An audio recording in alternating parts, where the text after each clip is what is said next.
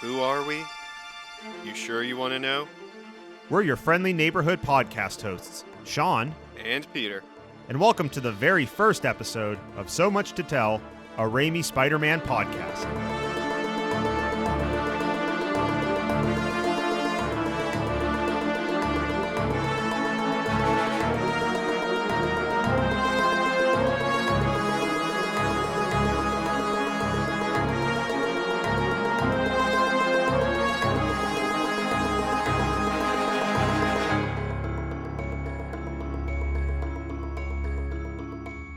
Welcome once again to So Much to Tell, so named because when it comes to Sam Raimi's Spider-Man series, there really is so much to tell. And this show will take a deep dive into the world of Sam Raimi's Spider-Man.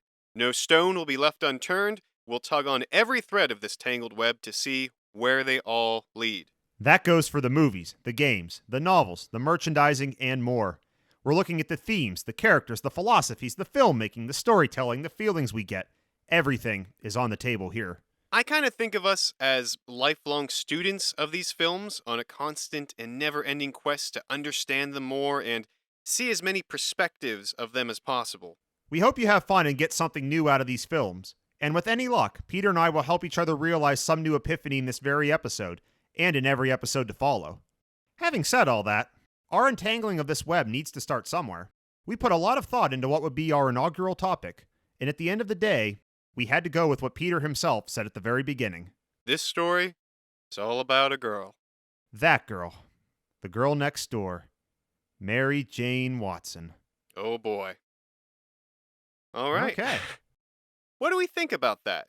Do we think Peter's right? Is this story really all about a girl? I mean, it's not called Mary Jane Watson, the movie. I certainly don't think it's all about her in that it's not her series of movies, but certainly she's, I would say, one of the most important characters besides Peter/Spider-Man. I think she certainly plays a pivotal role in every movie. She clearly motivates a lot of what Peter/Spider-Man does. The movies just couldn't work without her. So I do think that maybe not all about a girl, but pretty significant portion. I think there's definitely a lot of truth to that. But I mean, in some ways, a lot of times I know she's sort of made out to be a little bit more of like a goal, sort of an end state for Peter. I think a little bit of, say, Raiders of the Lost Ark. It's called Raiders of the Lost Ark, but the most interesting part about those movies isn't the Ark, it's Indiana Jones. That's why you can have more of them without the Ark, and people still show up because we're here to see Indiana Jones. The Ark is just a thing he's trying to get. It's cool and it's interesting, Yeah, but it's not all about the Ark. That's an interesting comparison. I do think that this series of movies, and honestly, a lot of rom-coms, a lot of other kinds of movies do this whole thing too. That's the whole point of the movie, is about them trying to get together with their crush or their object of affection. So I think the movies certainly play that up. I mean, it's a good dramatic device because, I mean, let's face it, as human beings, we all have had those, especially in school, but even later in life too. Like, we get those crushes, we get those, the whole picking the petals off the flower thing. I mean, there's always that. There's something very relatable about that feeling of will they or won't they? Does this person like me back? Do I like them? Do I like them like them? I mean, the relationship drama, I think they make it work really well. I still think maybe All About a Girl is a little bit misleading. Certainly everything that happens in these movies serves Peter Parker's character specifically. I mean, there's a lot of interesting characters that surround him. But, I think about something that Cliff Robertson, Uncle Ben, said in Mark Coda Vaz's Behind the Mask of Spider-Man, Behind the Scenes book. He makes this comment that, for this movie, I wasn't the star. I was part of the mosaic. And I think that's a good point here. I mean, that's, for as interesting as a character as MJ is, as well fleshed out as I think she is as a character, she is part of the mosaic that revolves around Spider-Man. I would agree with that 100%. I mean, it's mostly all about a girl in the sense that it's all about a boy Yeah. who is transfixed by a girl and is constantly inspired by her. I mean, she's more of like a catalyst to Peter's story. I think that's a great way to put it. I think, I think she, in her own right, does and says and gets to do a lot of interesting things in these movies, but I also think, ultimately, this is all viewed through Peter's perspective, so and at least in the first movie, especially, I mean, it seems like he's kind of breaking the fourth wall, or maybe not breaking the fourth wall. I don't know if that's the right term, but certainly he's talking directly to the audience, and it makes it seem like this is him kind of reminiscing or relating this series of events that happened to him. And Hmm. certainly he's the one telling the story, so he's telling us it's all about a girl. So in his mind, this whole series of events was all about Mary Jane, Oh yeah. and her influencing him, and does make it about her as it is through him. So it's it's kind of an interesting way to look at it, but I would agree with that 100%. And I think we can almost sort of really step through that, to really see it, because she is there influencing and encouraging Peter, actively or indirectly, through pretty much all the major parts of certainly Peter's origin story, and then throughout his journey in the entire series as well. Yeah, that's the way the movie sort of introduced the two of them together is very interesting, because I think it says a lot about both of their characters and their shared relationship, or at least what we can imply of their history together within that universe. I mean, when we first see Peter, he's running after the school bus. It didn't stop to pick him up because the bus driver clearly used to have it out for him. Yeah, And Mary Jane's the one that goes up to the driver and tells him to stop and pick up Peter. So yeah. we see right from the get-go that Mary Jane has a very, I'm sure she's very caring toward everybody, but she certainly has an especially caring attitude toward Peter. She didn't like seeing him get picked on like that, even just by the bus driver. So Well, she has powers like Peter. Peter obviously has superpowers, but she has this popularity that she can use to influence people and it's to. just like this ability to leverage her popularity and influence over others to get things accomplished. Sure. And that, she certainly has that power. Yeah, but I mean, she does have power and she uses it responsibly. She stands up for the people that need it, like Peter. So, like, Peter is either invisible to everyone or he's the object of their ridicule. Except to MJ. I mean, MJ does see him. Yeah. She doesn't just not join in on the ridicule, she actively seeks to stop it. Some people in the in crowd, who are popular and cool, you would think they would totally ignore anyone outside of their social circle, and she doesn't. Like, she actively stands up for Peter. Yeah, absolutely. And later on, when they're on that field trip to the, I think it's Columbia University, that's where I think she really starts to drive the plot in a more direct way, because Peter's taking pictures for the school paper, and he gets Mary Jane to sort of pose in a few of them. He clearly is smitten with her, so I think he's enjoying spending that kind of little extra time together. And then she's enjoying it too. She's mugging for the camera. She's being playful. I think she's enjoying it, and it's like she seems relaxed. I think in a way that we don't see her with her boyfriend at the time, Flash. I mean, she certainly seems a lot Yeah, more. that's a good point. She seems a Yeah. lot more annoyed, or just she's always irritated at Flash's immaturity and his sophomoric antics and those sorts of things. And she seems a lot more relaxed and happy, and just more. She just seems to be smiling a lot more around Peter, which I think is certainly a sign of things to come. Hmm. So yeah, so just right from the start, we see this interplay between Mary Jane and Peter. I mean, yeah, there's an awkward moment when Peter thinks that she's waving at him, but it turns out she's waving at one of her friends. Ugh. Yeah, a little. Oh, that's the worst. Yeah, I feel that's that. it's just It's a so perfectly cringy moment. exactly. Yeah. But As he's taking these pictures, then, that he's so enthralled and focused on her, this, like, large, red and blue, pretty freaky, unnatural looking spider mm-hmm. has time to come all the way down from the ceiling, land on Peter, walk over to just the perfect spot, and then bite him. Yep, that's a And he doesn't notice at all. So we can thank MJ for Spider-Man. yeah. But the next thing we know, he's waking up, looking himself in the mirror, and acknowledging that there's been a big change. Yeah. And then after admiring himself, pretty much the first thought is like, okay, like he's, he stops to look at MJ, which I think is, a cue to the audience that, that's what's on his mind, is Yeah. that it's like the first thing he's thinking of. I mean, I like to think that Peter doesn't go all rear window on her all the time. I like to think that it's just sort of like more of a visual shorthand for us to know that, what's on his mind is that now that I have these powers, first thing I'm going to do with them is pretty much go and try to impress MJ first off. Maybe now she'll see me, so let's try it out now.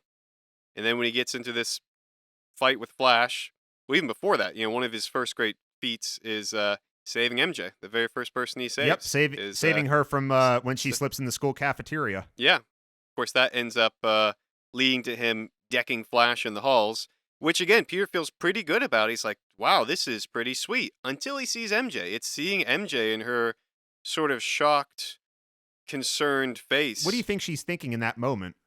I really do think that she's off put by this person that she has some sort of image of, Yeah.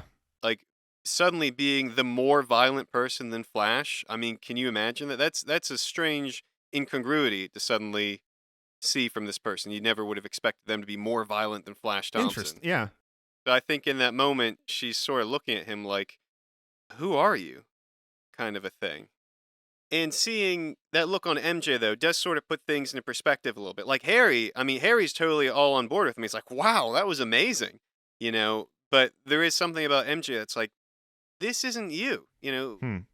Yeah. and that does cause Peter to stop and sort of take stock of what's happened. Yeah. No, I would So that's another absolutely. big moment in his early development that MJ, ends up directly affecting. He goes out and tries to figure out, yeah, who am I now, and realizes he has these great powers. Um, Soon enough, then they have that great backyard connection where they get to talk, That's when they start to have this really, really wonderful heart to heart conversation with each other. and they have probably this biggest connection that they've made in years. It seems like in this moment, I get that feeling already. She realized the color of his eyes. Now she's referring to him being taller than he looked. So there's some sort of more intimacy than they've had in recent times. I think Um, I would agree with that 100%. I think it's almost like she's taking stock of like, wow, like Peter's actually, he's not half bad looking. He's actually a pretty cool looking dude. and then certainly, that's immediately after that is when Peter continues his plan to impress MJ, and he's like, "Well, she seems to like cool cars, so let's get a cool car." That montage there when he's like formulating this plan to go to the wrestling ring and get the car and win all this money to impress her. The visual montage there is really cool because we see it clearly tells you what's on his mind. It Hmm. telegraphs what he's thinking in those moments. And we see Mary Jane's picture come up quite a few times there. Oh yeah, It was very obvious that this was everything he was doing in that moment was designed to all try about a to girl. win her affection. Yeah. Um, Inadvertently, that's what leads to him designing his Spider-Man suit. Ultimately coming across the name Spider-Man, and of course, then that ultimately ends up to his first huge mistake of not accepting the responsibility. Responsibility owed to others because of the power he has. So yeah, so next thing we know, Peter is at the wrestling arena and has that very very tragic falling out with Uncle Ben, and certainly he pretty quickly regrets how he left things with Uncle Ben before the carjacking, and the rest is history. We all Yeah, know that he takes a new approach to his powers, and he resolves to use them for good. yeah, and so he becomes Spider-Man, and what Peter tries to do and what Spider-Man tries to accomplish, are sort of intertwined here with a lot of his feelings with MJ. As he spells out to MJ later, MJ helps him see the kind of man he wants to be, which is what Uncle Ben warned him about this time. This is the time when a man changes into the man he's going to become for the rest of his life. So as Peter's changing into this adulthood, it's MJ there, and he's trying to be the person that he needs to be what she needs to be is a big part of his development, as he spells out directly to her in the hospital. Mm-hmm. And then, of course, the Goblin is wise to that. Yeah, certainly Goblin figures that out, and yeah, at the end of their vicious fight to the death at the very end of that movie, it's Goblin threatening Mary Jane that ultimately allows Peter to summon that last ounce of strength to defeat Goblin once and for all. I Yeah, mean, it's that threat that propels him, to get the upper hand in that fight. And I just think, that's the power of love. I just think that's such a wonderful.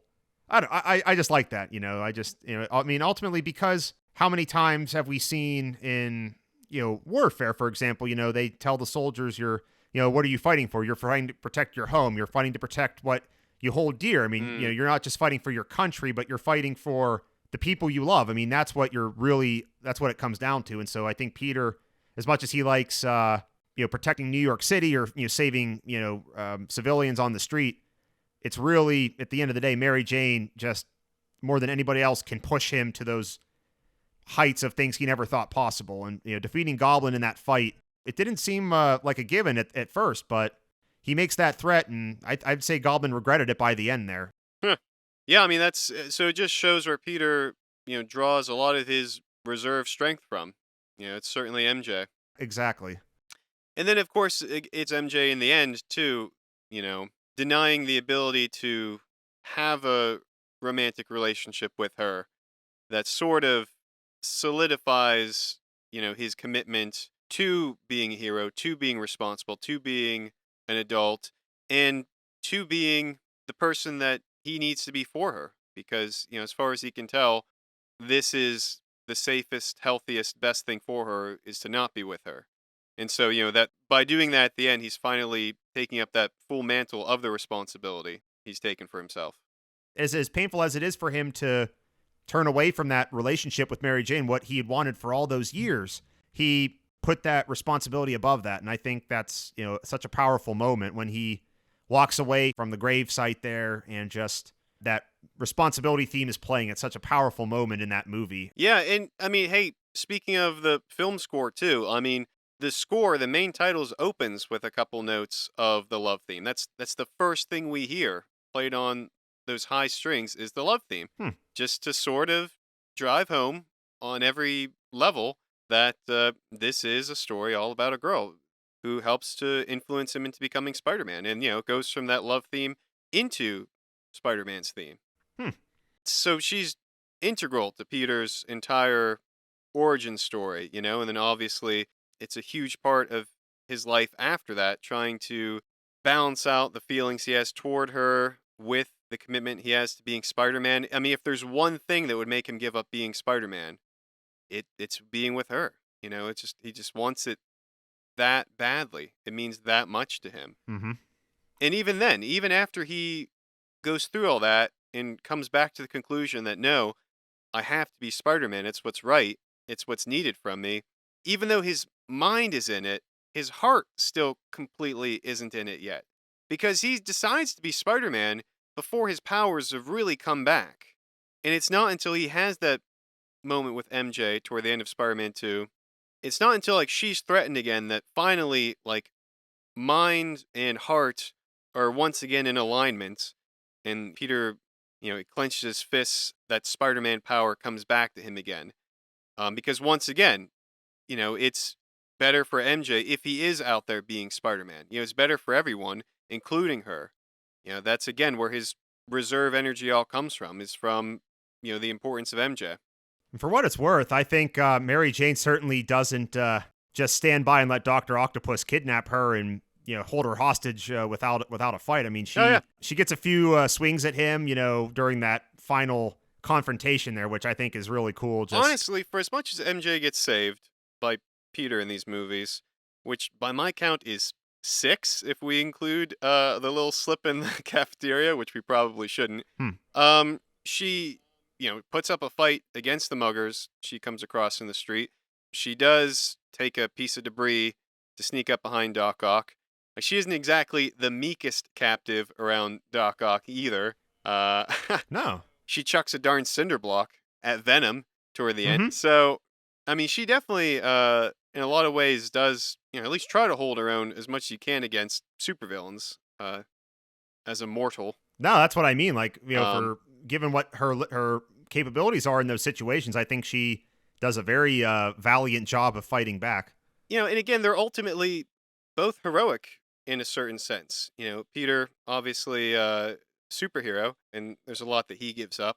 Kind of similar to how they both have powers, and Yeah. hers are not elevated physical powers, but just like it, Peter's heroic acts are more what you would expect from somebody that's an enhanced individual. Hmm. Hers are heroic in her own way. Yeah, for sure.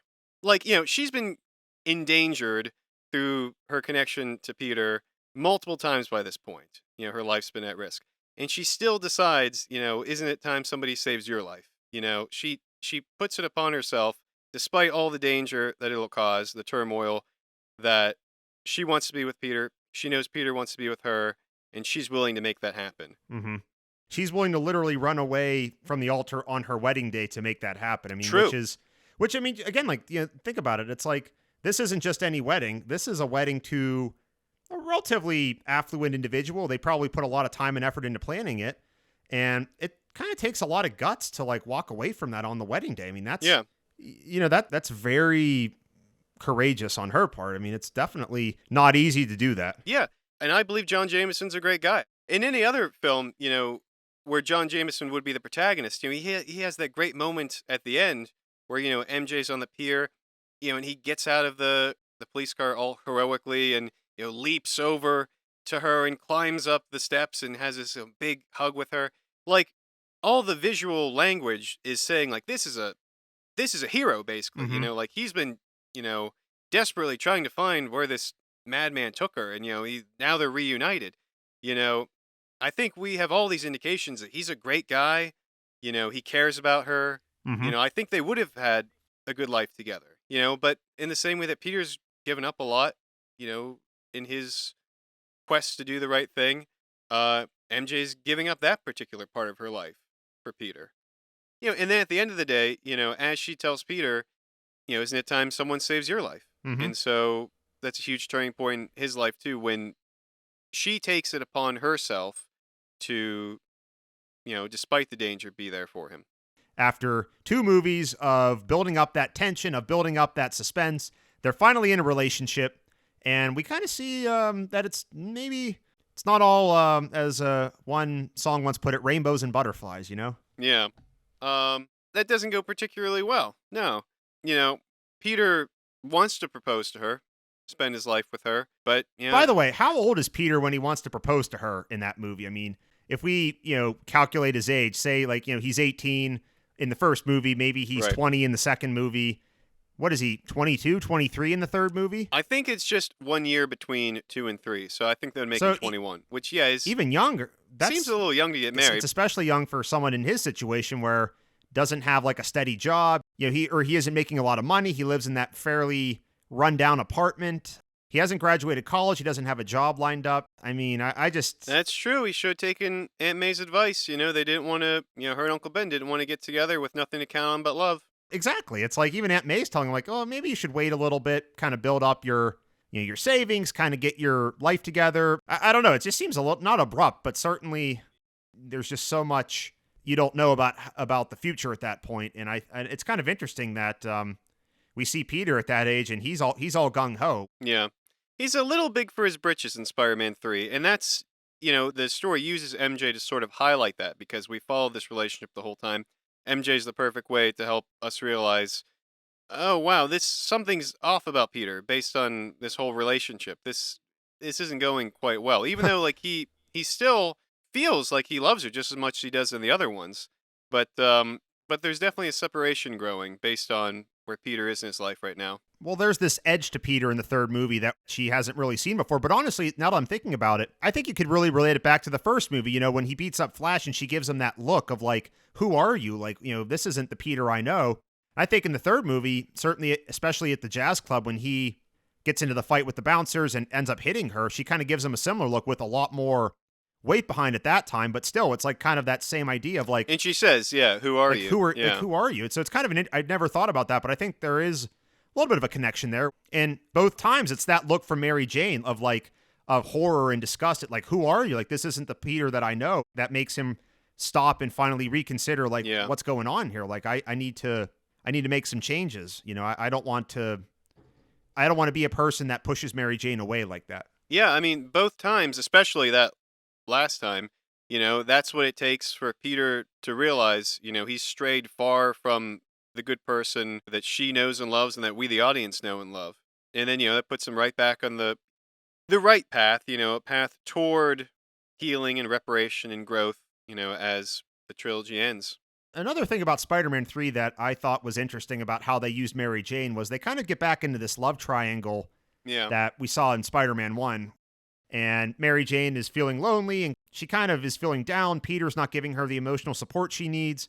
So what does she do? She's like, Harry was always there for me. He, maybe it's because, he's been acting all nice and goofy, after his fight and his conk on the head. But anyway, like obviously things go south real quick because Harry and Mary Jane kind of kiss during that scene, and she leaves, and then Harry, when he and Peter are finally having their confrontation, what really puts Peter over the line there is when Harry tells him, "Oh yeah, Mary Jane kissed me. I can taste her lip gloss, strawberry," and that's what pushes with Goblin in the first movie. There, it was a comment about Mary Jane that really gave him that new surge of energy. Well, in this movie too, it's just in a much darker way. Again, Yeah. that comment about Mary Jane is what just pushed him to a new level of ferocity. Yeah.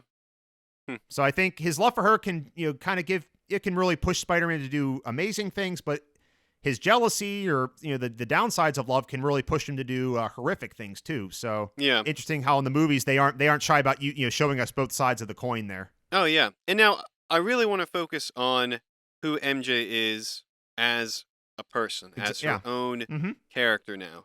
And, oh, wait a minute. Do you hear that sound? Is it that like white noise I mentioned earlier? No. No. No, of course you don't hear that sound. I'm going to add it in post. Oh, I'm sorry. We didn't plan this.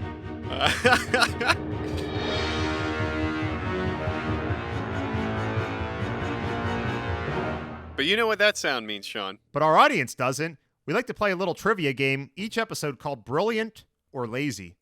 We come up with the hardest questions we can to find out if we're brilliant or lazy. Peter, why don't you take the very first round of this game? Oh, okay. Okay. I'll give it a go. Okay, Sean. For the inaugural Brilliant or Lazy trivia round, I'm ready. we all know that MJ's play in Spider-Man 3 wasn't received very well by the critics. How many stars did the Daily Bugle review give to Manhattan Memories?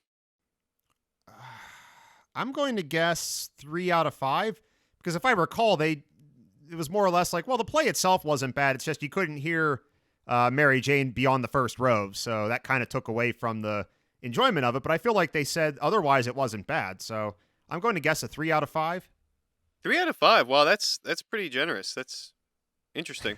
It is actually, in fact, only 1.5 stars, presumably wow. out of 5. Yikes. Tough crowd. But you are right in saying that I'm actually looking at a picture of the prop here, the prop newspaper, and they do say that entertaining and easily forgettable, Memories isn't a bad production by any means, but neither is it the fantastic and groundbreaking musical it is hyped up to be. And then the article ends by saying, Jeez. This is not the worst musical ever, which is sort of surprising based on how much they trashed MJ herself over it. But this is not the worst musical ever. The bloodthirsty around Broadway will be sorry to hear. It's not even the worst in recent memory. Of course, drawing any comparisons to this show proves tricky. This is a show that manages to be dispiriting and tiresome all at once. It seems like it's too generous for 1.5. Like I could see that 2 or even 3, but 1.5 though, I feel like it'd be even more critical. But well, my question for you, all right, is not going. Well, I guess that makes me lazy, but according to the parameters of the game, pretty close. So my question for you is not going to be quite as funny, but I'll still be curious to see if you get it. All right, let's have it. So we just talked about the scene in Spider-Man 3 when Mary Jane, feeling down, she goes to hang out at Harry's house. Yes. And they're making an omelet. Mm-hmm. What is the song and the artist who sings it that is playing while they're making that omelet? I've listened to the Spider-Man soundtracks way too much not to know that would be The Twist by Chubby Checker. Okay. Bonus points. Uh-oh. So you're brilliant on that. Yes. Bonus points. Can you tell me what year or years that song hit number 1 on the chart? Bonus points. Bonus points. Okay, I'm gonna, I don't know, 1967? I'm just sort of taking a shot in the dark here. You're close. It was 1960 and 1962. Interesting. 1960 and it charted again in 1962? That is correct, yeah. It hit number 1 on the pop chart 2 times, 2 different years, which is an incredibly rare achievement. Wow. The second of those 2 years, I notice, being the year that Amazing Fantasy number 15 debuted with everyone's favorite wall crawler, Spider-Man, 1962. I guess I should have thought I should have tried to pick a different question. I wasn't sure if you would get this or not, but man, uh, I Boom. yeah, that was no. So you are definitely brilliant there. All right. So far it's Peter 1, Sean 0, but I'll make a comeback. I guarantee it. Well, we'll have to stay tuned for that. So, as promised now, let's look at MJ herself. MJ as a character, Mary Jane Watson. And I will say up front that MJ has experienced a not insignificant amount of trauma in her life. And, we'll be discussing that a little bit. Not to a great extent, the actual traumatic experiences themselves, because the movies never really divulged too much specific on that, but more so how they affect MJ. This poor girl has been through so much in these three movies, and a lot for anybody to deal with and take in. Any one of these events would be a lot. Yeah, it's funny. In some of the behind the scenes content of Spider-Man 2, Avi Arad, one of the producers of the movie, he mentions that, we wanted to move on in a way that we still beat up Peter Parker. Peter Parker has to be beat up all the time, put to the test. Job, love, life, it's like real life, end quote, what he says. So, we're constantly beating up Peter here. And I have to say, the same thing is absolutely true for MJ. I mean, if there's anyone No, out there, no doubt about it. yeah, like whose life could it possibly be worse than Peter? The old Parker luck, everything constantly going wrong for him. It's got to be MJ. That's very true for MJ. But outwardly, it doesn't look like that. At least not in that first movie where we see her in high school and she's hanging out with the popular kids, getting picked up by friends in fancy cars. Yeah. Has the jock boyfriend. She's clearly at the top of the social hierarchy in that, in that high school setting. But certainly, so I think that definitely masks a lot of what's really going on beneath the surface there. Yeah. Because I am so interested in the parallels that MJ and Peter have. Like they both wear masks. Peter has a literal mask, but MJ is clearly putting on some sort of facade. Mm-hmm. But just to kind of give a little bit of her history, I think that would certainly provide some nice context here. But, Mary Jane, her family moved to Queens next door to the Parkers when they were very young. Peter, mentions that he first saw her when they were about 6 years old. That's when he famously, called her an angel when he was talking to Aunt May about her. And, they seem to have been friends. They probably went through school together. But I think it's pretty clear that they sort of diverged and, started to fly in different social circles when they got into high school. And that's what's interesting is that behind the scenes, Kirsten Dunst said that, her and Tobey Maguire discussed it, and the way that they play the relationship is that they were childhood friends, and then they sort of grew distant as they got closer to school, high school, and sort of separated into their little groups. Now, I mean, that's all well and good to say, but like, unless it's in the text, unless it's specifically brought up in the movie, it's not much more than like a theory or like a behind the scenes detail. However, in Spider-Man 2, MJ mentions that they've been best friends, quote, all these years, end quote. And because there's no more than 2 years between Spider-Man 1 and Spider-Man 2, I'd hardly say 2 years qualifies as all these years. I think that does sort of reinforce the idea that they were childhood friends growing up, or that we can infer that they were childhood friends growing up. I think so, or maybe even if they weren't close friends, I mean, they were always never too far apart from one another. In school, just living next door, I think kind of has that effect. Yeah, I mean, always aware of each other. Yeah. Exactly. I mean, even if they weren't hanging out together all the time or they weren't doing stuff together on a daily basis, I mean, there's no doubt that they clearly were in each other's galaxies enough that they were always aware of what the other one was doing. Yeah, I mean, we can see it. She's even aware enough with Harry. I mean, of course, they start dating at one point, but even before that, she just offhandedly knows his name. Help him, Harry. She's obviously well enough familiar with Peter and Harry to know their names. Exactly. I mean, I think they definitely kind of play up this idea, as we mentioned earlier. Maybe they knew each other or were friendly, but they never really connected until that moment in the backyard there when. They're just both trying to figure things out for themselves. Peter's got his new powers. He's trying to figure out what that means for him. She's trying to figure out what her post-high school life is going to be like. If she really has what it takes and if she really wants to pursue, her acting and singing dreams. I mean, that's I think now that I think about it, like they're both just trying to figure themselves out as well as their own relationship in that scene. Yeah. So, yeah. Two young adults getting ready to make their way into the big city. Exactly. Start their lives. But yeah, so she does come from a pretty rotten home life. Yeah, Um, that backyard connection scene is set up by or precipitated by a very loud fight going on in Mary Jane's house. I don't know if it's Mary Jane and her father that are going at it, or maybe it's Mary Jane's mother and her father that are fighting. But as I said, I think it's in school where we kind of see this facade that Mary Jane puts on of like being the popular girl and not giving off any indication that she has this pretty difficult home life. I know again. Avi Arad, the producer, I'm quoting him from Behind the Mask of Spider-Man, where he says, I liked Mary Jane, an abused child who cries on the inside but has to look perfect on the outside. But she has optimism galore. She's going to be somebody. She's miserable at home, so she craves company, which is probably why she wants to be with the in crowd. She lives in Queens but wants to make it to Manhattan. End quote.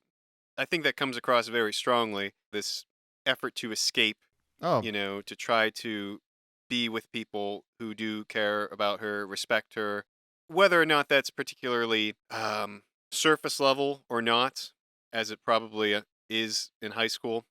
You know, as soon as Flash shows up, she becomes almost a totally different person. She puts on this mask of this like bubbly it girl. exactly. You can hear her voice change. I mean, like Yeah, it's just this affectation that she has there. It's very interesting when she's going from that heart to heart with Peter to almost again like kind of putting on a facade or kind of putting on an act for Flash. Like, oh yeah, hey Flash, I love your car. I love that you're a muscular jock. You're the popular guy. But she can't really be herself around him. She can't be honest with him about like her upbringing, about her circumstances, about what her hopes and dreams are, about why she's worried about those hopes and dreams, the way she can be with Peter. So she's popular and that helps her get by in high school, but it comes almost at the cost or that she's just not able to be herself in the way that maybe she would want to be, or at least the way she can be when it's just her and Peter. yeah. I know in the behind the scenes book, Kirsten Dunst says some interesting things about MJ's making decisions about her life and not being true to her heart.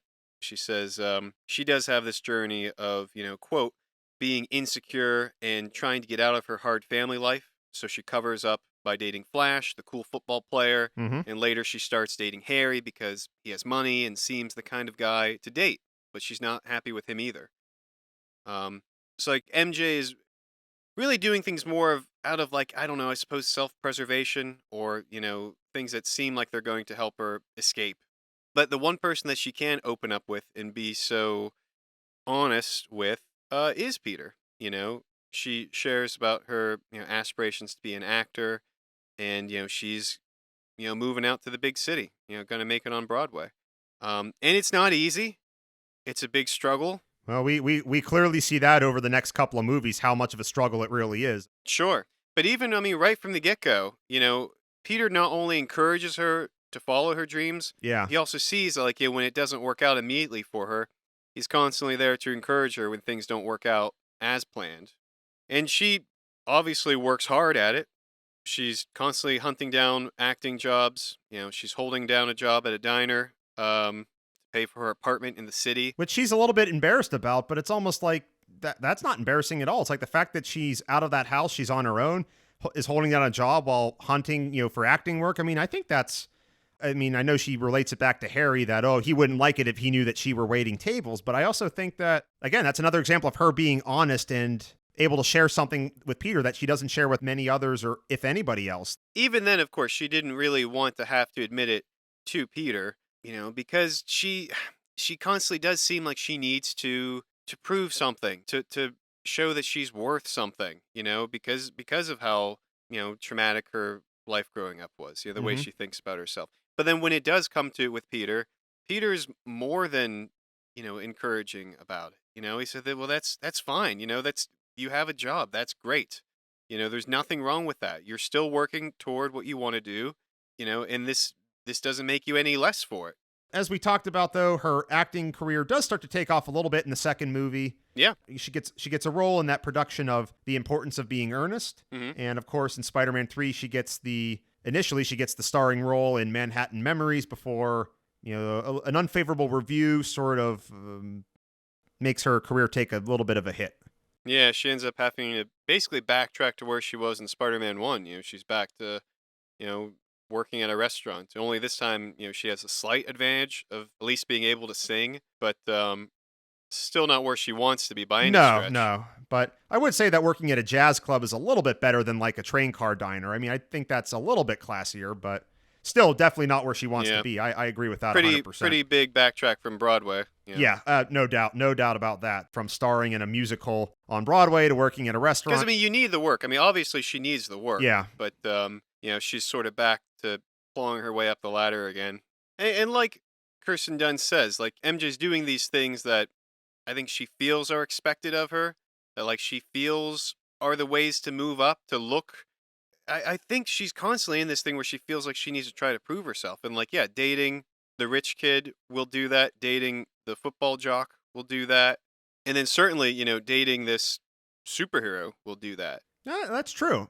It's like she's trying to prove something to herself and to others, like by dating men of high stature. And every boyfriend, fiance that we see in these movies is high up in some way. You know, Yeah. Flash is like the football jock, the popular kid at school, muscular, has the cool car, has at the time, the popular hairstyle with frosted tips. I mean, he's clearly, somebody that's the epitome of what high school men wanted to be in the late 90s, early 2000s. And their relationship doesn't seem to be particularly deep. They break up pretty quickly. In fact, at graduation. Yeah.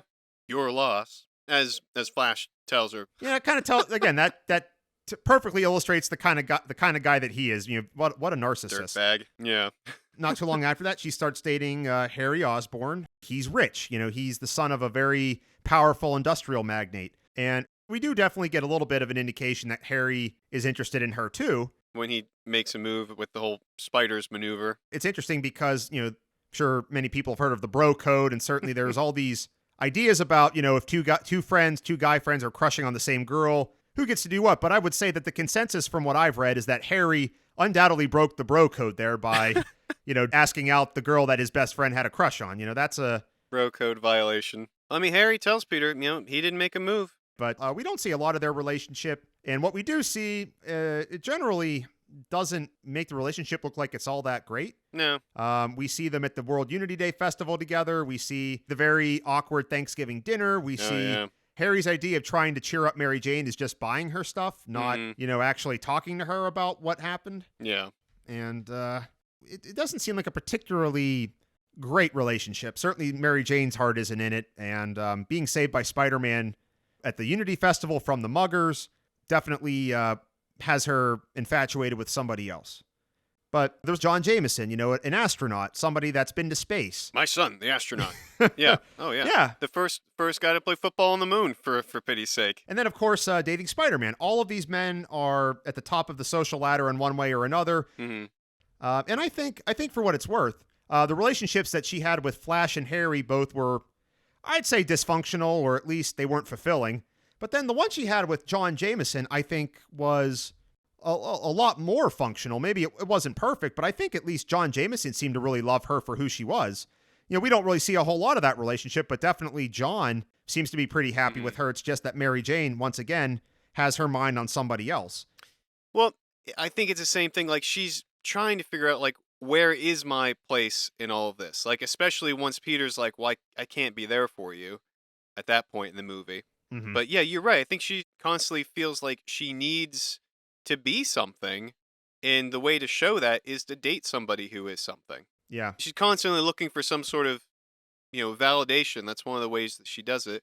And, I think we definitely see that that's something that drives a lot of her decisions in these Well, movies.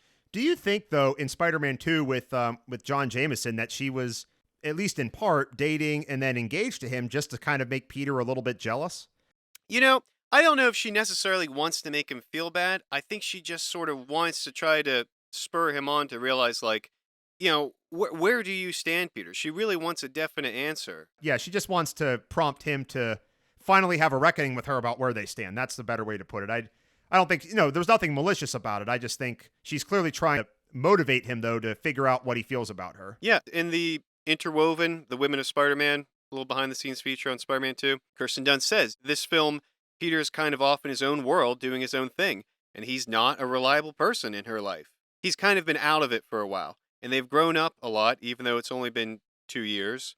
And to that point, Laura Ziskin, a producer of the movie, she says too, like, she's just at a crossroads where she can move on, and I think she looks over her shoulder to see, can Peter come along with her, or is she going to have to give him up forever? So, like, yeah, I think she really wants to sort of push Peter because Peter does seem so indecisive. He constantly like, "Oh boy, yeah." He's like, "Oh boy, what?" Like nothing. Like, well, come on, Peter. She just doesn't know what to make of it. Um, and to that point, let's dive into that love story a little bit. Let's Yes. let's focus on that because obviously the movies hinge on this whole will they won't they sort of thing for the first two movies, and it's this big melodramatic relationship, and yeah, I think sometimes it's interpreted as being sort of like a fairly flimsy relationship, kind of unrealistic. It's very heightened and almost mythical in a way.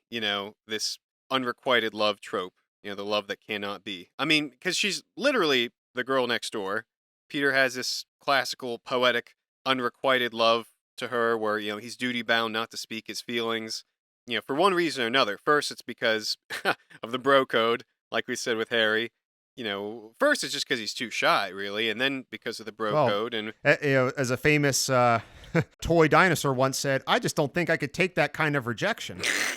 So, I'll bet you that's a big part of why he never told her anything, because he was afraid that she would reject him. yeah, And frankly, before he got his powers, I would have to speculate that would probably be true. yeah, like I'm sure she'd be nice about it, but I think she just Yeah. wouldn't. No, she wouldn't be. Yeah. Yeah, like, it wouldn't make sense to her, like, "Oh, I don't think so. This doesn't seem like the right path that would be Yeah. expected of me, that would, like, look the best." Well, especially in high school when like that Yeah. social hierarchy is everything. Oh, yeah. When your friend group, that's what you live or die on any given day. So, So, yeah, I think it's fair to question, like, what is it then, that attracts Peter to MJ?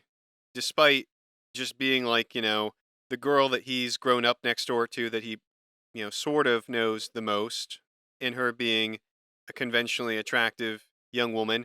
Peter mentioned at the age of 6 that he thought Mary Jane looked like an angel. Yeah. So, his very first, literally from his very first glance, there was something about her that was endearing and that drew him to her. But it's more than that. I mean, a lot of aspects of Mary Jane's personality, I think, really draw him to her as well. And I think a big part of it is that she's just a good person. Like Peter. She cares and she's responsible. She has a certain power that comes with being in a popular circle. And she's not afraid of like losing her popularity by standing up for Peter multiple times in just the short time we see them Yeah, in a high school setting in the first movie. Whether it's with the bus driver or in the halls where he and Flash are getting into a fight. So like she has a sense of responsibility, justice even, fairness and goodness. And I'm sure that appeals to Peter. hmm And I'm sure Peter also sort of envies at least the appearance of confidence that she can put on. yeah, Like Peter can't even muster like fake confidence in himself, And yet MJ constantly seems comfortable in her skin, like she has things in control. And for as much as MJ does have trouble valuing herself, it seems, and she's looking for some sort of validation, she still manages to not be a doormat. no, It ultimately looks like she's the one that breaks off with Flash. She is more or less the one that breaks stuff with Harry. She certainly tells off Harry after he failed to stand up for her with his father. She'll stand up to the bus driver. She stands up to Doc Ock. yeah. Um, so like she does have a certain sense of confidence to her. Some of what she puts on is a mask, but I mean some of that is real and inherent, I think. And I think Peter definitely envies some of that, respects it, really appreciates it.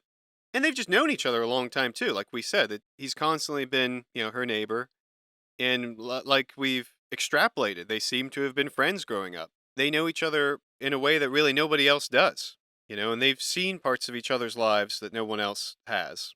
And I think she speaks to that in a way when she's kind of declaring her love for him and how she wants to be with him, and tells Peter that when I was up there on top of the bridge with the Goblin and I thought I was about to die, there was only one person on my mind, and it was you. Yeah. So certainly having that near death experience with Goblin helped clarify her feelings about Peter in a way. Life is short. I don't know what could happen to me, but what I do know is Peter has always been there for me. He loves me for who I am. I want to be with him. Hmm. Like that was all she could think about when she was about to die, when her life was about to end. All she thought about was essentially the missed opportunity she had to be with Peter. Yeah, I mean, here's the interesting thing to me. Again, I keep referring to this great behind the scenes book, but in it, Kirsten Dunst says MJ has this obsession crush thing with Spider Man. He gives her feelings she's never had before. He makes her feel like a woman instead of a girl. Like we said, that goes along with how she's looking for somebody or something that elevates her. And then it's not until later on that it really finally clicks with her that Peter does the same thing. We see throughout the movie how much Peter supports her, encourages her with the acting. He's there for her when it doesn't work out. He's like so deeply honest about his feelings with her during their hospital scene, Mm-hmm. Mm-hmm. and how much that she affects him. And I get the impression that no one's ever been that honest, with their raw feelings with her before, especially as concerns her. And I think that's when she Well, realizes. considering at that point her previous two boyfriends were Flash and Harry, yeah, I don't see either one of them coming up with anything quite so eloquent. No, and so I think like that's when she realizes when she's on the bridge and everything. I think that's when things finally sort of line up because who knows, maybe she would have said something, on that note immediately after Peter spoke his feelings in the hospital if they weren't interrupted by Harry. And really, it does sort of feel like her declaration at the graveyard does seem like the a follow up to what Peter was saying directly. I Mm-hmm. think there's an interesting parallel in their love monologues to each other when Peter's talking in the hospital and he says, the truth is you don't know what you feel except you know what kind of man you want to be. And then MJ sort of parallels that a little bit when she's talking to Peter at the graveyard. She says, "The truth is, I love you. I love you so much, Peter." And so there's sort of I like that link between the parallels of them revealing their inner selves to each other that intimately. So I think it's not until like then when everything starts clicking together for her, you're realizing that the way Spider-Man makes me feel is the same way that Peter makes me feel. Hmm. And I think that's really a huge part of the connection with the kiss that they have. On the one hand, I'm sure that she, maybe literally recognizes Peter's kiss in both times. But I think another thing is just it's sort of a visual way I think to represent to us that both people just sort of make her feel the same way. All the things she felt about how Spider-Man, made her feel, Peter does that. Hmm. And Peter's more real and close to her than Spider-Man is. Um, from the behind the scenes book, again, Kirsten Dunst says, Sam and I wanted to create a superhero for the girls. We wanted them to watch MJ and realize that they can be true to themselves, that they don't have to pretend for anybody. It isn't until MJ faces death at the hands of the Green Goblin that she realizes Peter loves her for who she is, that he believes in her and not the facade she was trying to put on to please other people. I think Mary Jane is freed at that moment. Hmm. Yeah, everything clicks for her. I mean, she sees Peter's there, the good times, the bad times. He's checking up on seeing how her audition's going. He cares, and he's many times sees the worst of her life and her situation, and is willing to listen and help however he can at this point. But so then we move on. Of course, when Peter says he can't be with her romantically, he can only be a friend, and that starts to really disappoint MJ come the events of Spider-Man 2. He vowed to always be there when she needed him, and then he's got these inexplicable perpetual disturbances that keep coming up. I mean, that confuses her and it hurts her. Like she tells him in Spider-Man 2, like, I don't know you. It gets to the point where Peter's just as bad as anyone else. And so, of course, she starts moving on. She's trying to be an adult. She's trying to grow up. Mm-hmm. She's basically lets go of these sort of childish fantasies that, as she sees them. Like Peter says something about like a hilltop wedding. And she said, No, I'm getting married in a church. I'm doing things like a responsible adult. I need to live here in the real world. Yeah. And we see how hurt she is when Peter's not in his chair for her play.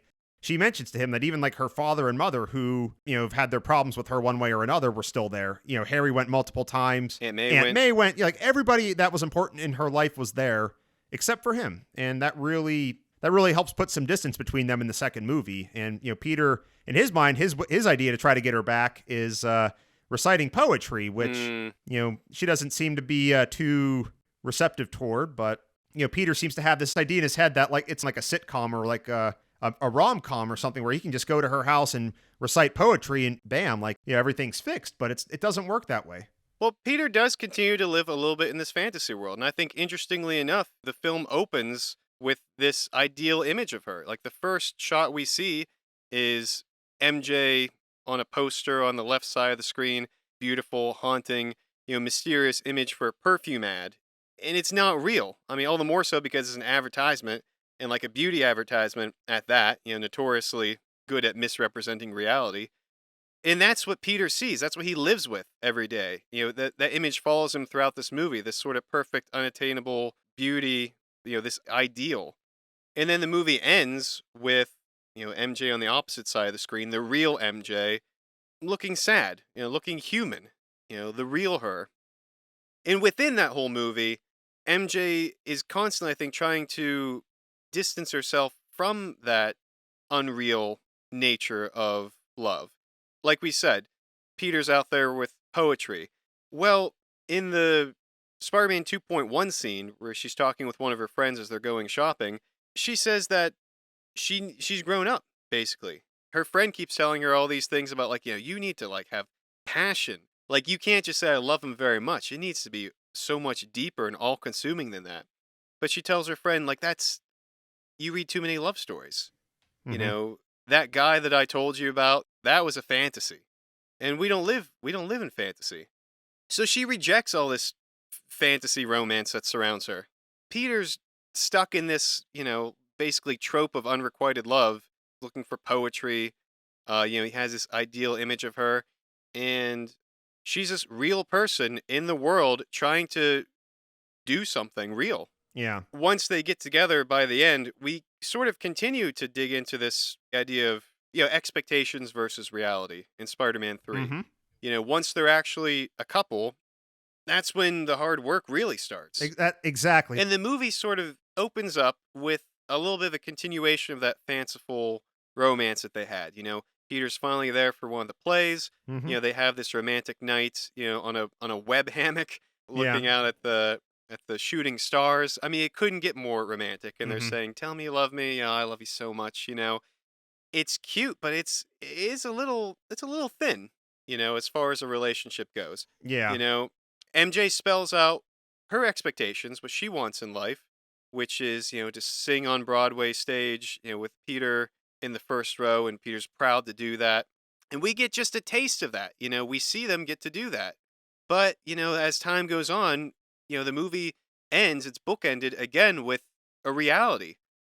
Sort of like Spider-Man 2 opened up with the ideal MJ and then the real MJ at the end. We have this ideal expectation at the beginning, and at the end, MJ is singing on stage, but it's at this jazz club.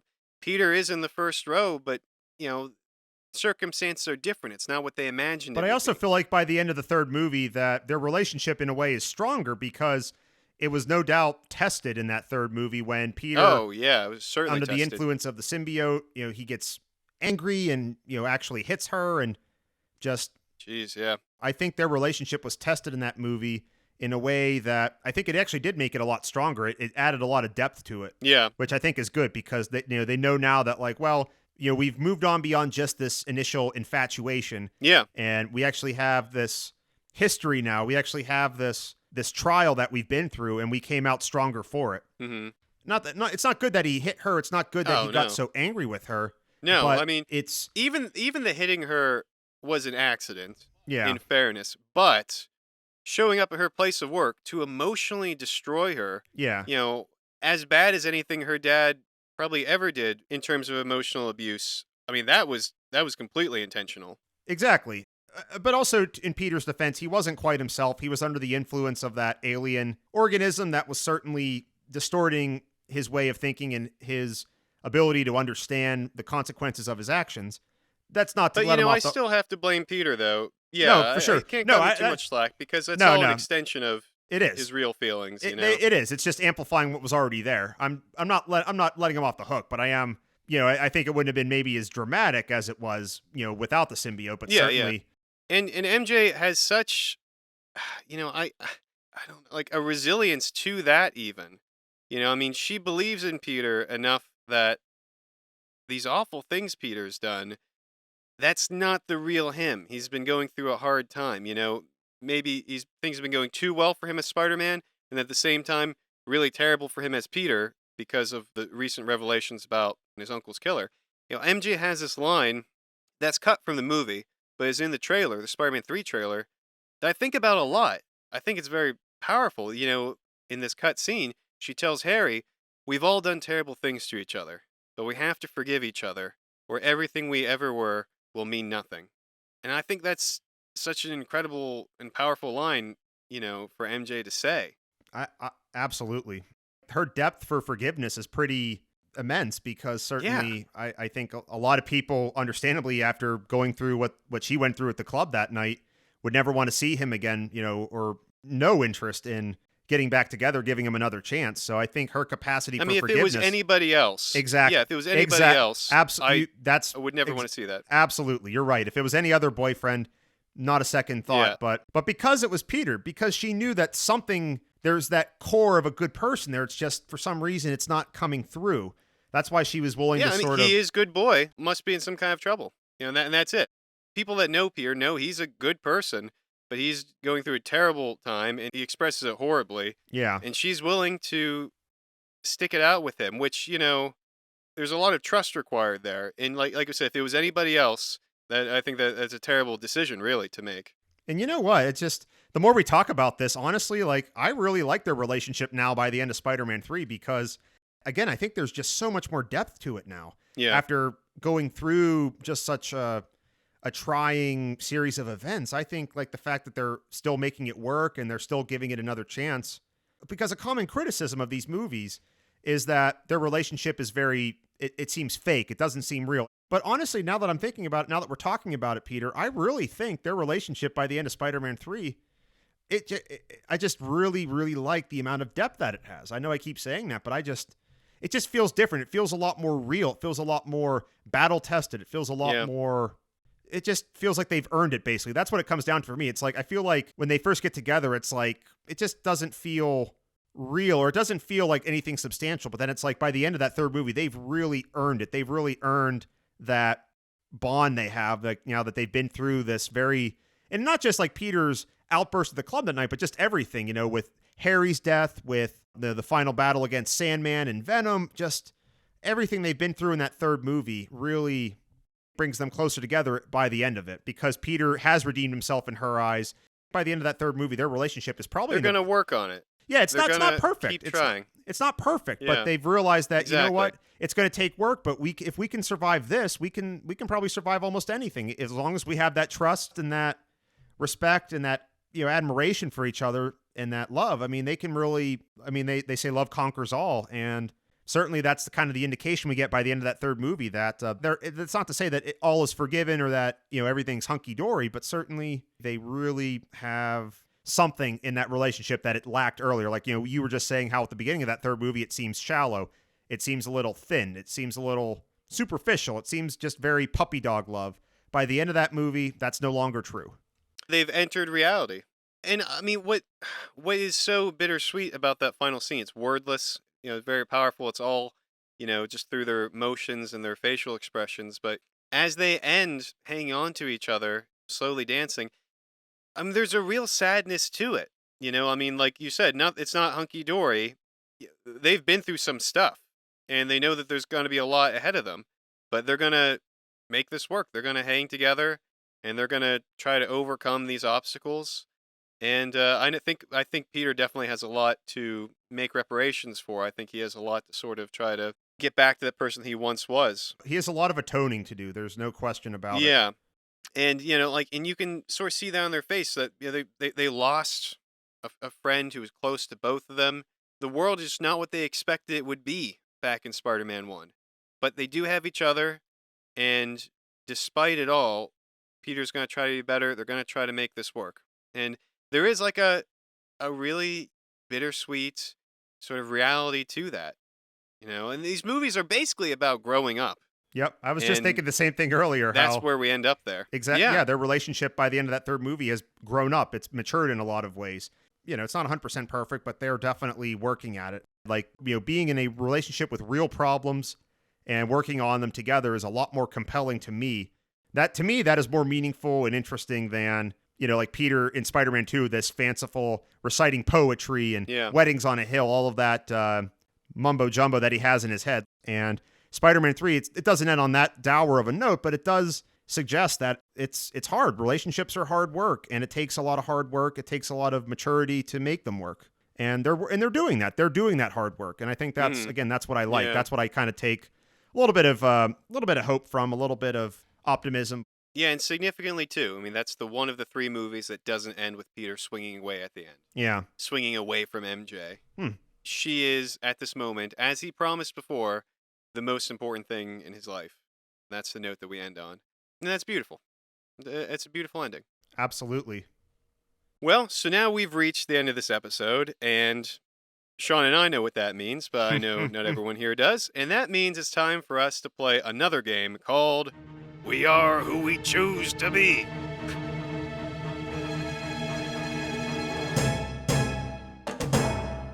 That's the thing about hosting a Raimi Spider-Man podcast, is you never know when some lunatic is going to come along with a sadistic choice. And that, for some reason, happens to us at the end of every episode here. Oh, I'm looking forward to this one.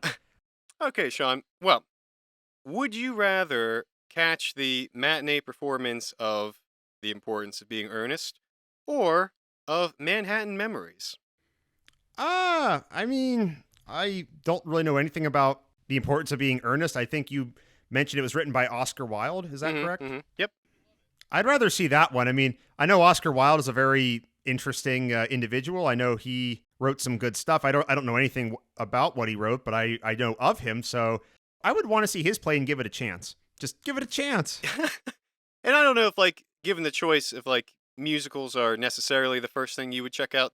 I like musicals. Like, I really liked Grease. I really loved Footloose. We both did a little bit of stagehand work back in our day. Yep. So, I mean, I do like musicals, but no, I guess I would pick the first one. I would pick The Importance of Being Earnest. I'd agree too. Yeah, I've seen some college productions of Importance of Being Earnest, and it's pretty good. I mean, it's pretty funny. It's also pretty interesting, the topics it brings up. So okay, all right. So you've chosen. You've made your choice. You've seen how a podcast host is rewarded. So, so here's my would you rather. All right. Would you rather be the bouncer at the jazz club in Spider-Man 3 who has the unfortunate task of throwing out Peter when he's in his symbiote-induced rage? You're hit and injured by Spider-Man, but you're later awarded a nice cash sum in exchange for waiving any potential legal claims. Or would you rather be the caterer for the aborted Jameson wedding in Spider-Man 2 who has to put the caviar away, and you're not physically roughed up, but you lose a lot of profit because you're not serving the meal to that large wedding party anymore? Oh, dang. That depends, I guess. Did Deborah open the caviar yet? Because if she already opened it, I mean, the Jamesons are paying for it, right? Well, let's just assume that if the wedding doesn't go through, that the caterer doesn't get paid. So think of it this way: either you're the bouncer that gets beat up by Spider-Man, but you get a pretty nice cash sum for it, or you don't get beat up by anybody, but you lose a lot of money because you bought a lot of food for a wedding that doesn't take place. So I get beat up, but I gain something, or I don't get beat up and I lose something. I mean, I really don't want to be hit with a symbiote-enhanced, spider-blooded individual, but if, I don't know, maybe it's worth it for a nice sum. I would say it's in the six figures. That sounds pretty good. And I can say, hey, I got beat up by this weird emo guy, but Exactly. I got some cash for it. I mean, you wouldn't even believe it. This guy, I don't know how he got to the piano. Before I knew it, he was just playing the piano. He was dancing on the piano, swinging from the lights. And all of a sudden, I know he's causing trouble, and then he beats me up. But hey, it worked out. I got paid, so it's all right. So I have a good story too. Yeah, it's kind of funny. Like another example of like the hero of his own story, where like the bouncer's point of view, like who is this guy? I was like, what's going on here? Yeah, well, that's what I'll do. Yeah, I'd be the bouncer. Okay, well that's a What about you? neat, neat boy. Not so easy, is it? No, I would take the money. I mean, Yeah. then again, getting beat up by Spider-Man is not fun. But like, I mean, between Jonah and his wife, being a caterer involved in a wedding with them would have to be a very difficult endeavor as well. Well, that's a You're fair probably point. getting beat up there just in a different way. So Um, well, the thing about these episodes is that there's always so much to say. You know, Sean, I can't tell you everything. I mean, there's so much to tell, so much to tell. as Peter and MJ say at the end of the movie, and that's our motto here. I mean, we could just keep going and going, but we have to end at some point. But we will have more to talk about, and even more, and more, and more, because there's so much to tell here. But until then, we hope you enjoyed hanging out with us, and hopefully we all learned something. I think you had some interesting insights that I experienced for the first time, Sean. I would agree, Peter. I would agree 100%. I definitely feel like I'm walking away from this with an appreciation for something that I didn't have before, and I think that's always time well spent. And hey, anyone out there, if you're in the neighborhood, you can take 2 buses and a cab to Twitter at SMTT Podcast. That's SMTT Podcast, as in So Much to Tell Podcast. And let us know what some of your insights or thoughts are. Share with us there. If you like more, you can join us again in 2 weeks for our next episode. 2 weeks. But until next time, Godspeed, Spider fans. That's cute.